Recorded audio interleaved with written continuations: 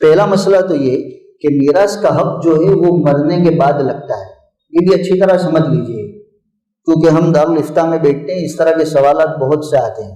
معلوم ہوا کہ ایک بڑا طبقہ اس غلط فہمی میں مبتلا ہے۔ میراث کا حق مرنے کے بعد لگتا ہے، جب تک وہ آدمی زندہ ہے اس کے مال میں، اس کی ملکت میں کسی کا ایک پائی اور ایک روپے کا بھی حق نہیں ہے۔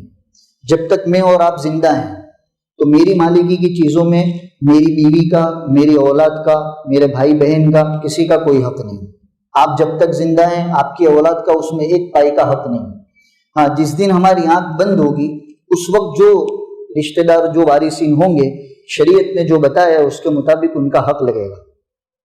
اب آج کل یہ ہو رہا ہے کہ باپ ہے، باپ کے ساتھ بیٹا شریک ہے کاروبار میں، وہ بیٹے کی بھی شادی ہو گئی، بہو آ گئی، اور 2 کے پھر 3 ہوئے، 4 ہوئے، اس کی بھی فیملی ہو گئی۔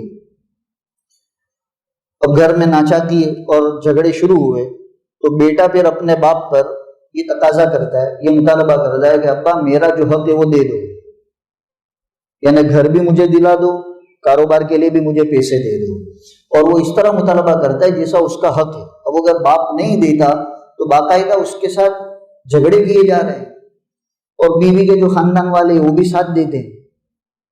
یہ بھی ہمارے دارالافتاء میں سوالات آ رہے ہیں۔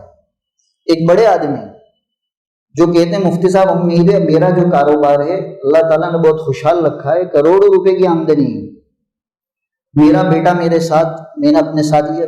عامتاً باپ اپنے ساتھ ہی رکھتا ہے بچوں کو، آج اس کی شادی ہو گئی، بیوی ہو گئی، بچے ہو گئے، آج وہ مجھ سے مطالبہ کر رہا ہے کہ مجھے ابا الگ گھر دلا دو اور مجھے الگ کاروبار شروع کرا دو، میں تمہارے ساتھ رہنا نہیں چاہتا، میرا جو حق ہے وہ دو۔ وہ باپ پریشان ہے کہ میرا کاروبار چل رہا ہے تو اس میں ساتھ میں رہے، تیرے حق کا ابھی مانگنے کا کیا مطلب ہے؟ کہا نہیں میرا حق لگتا ہے، مجھے دو۔ وہ سوال پوچھا انہوں نے کہ بھائی کس کا کتنا حق لگتا ہے؟ ظاہر ہے کہ کوئی حق نہیں۔ اگر تم کو باپ کے ساتھ نہیں رہنا تو تم ویسے ہی جاؤ، باپ سے ہی مطالبہ کرنا کہ مجھے حق دو۔ باپ کی حیاتی میں اولاد کا، بیٹا ہو کہ بیٹی ہو، 1 روپے کا حق نہیں ہے، بالکل صاف بات ہے۔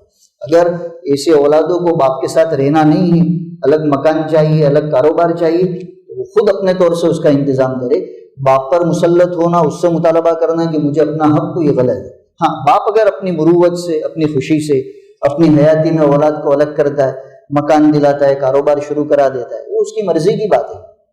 باقی اولاد کو یہ حق نہیں ہے کہ وہ باپ سے اس کی حیاتی میں مطالبہ کرے۔ تو ایک اہم مسئلہ تو یہ ہوا کہ میراث کا حق مرنے کے بعد لگتا ہے، زندگی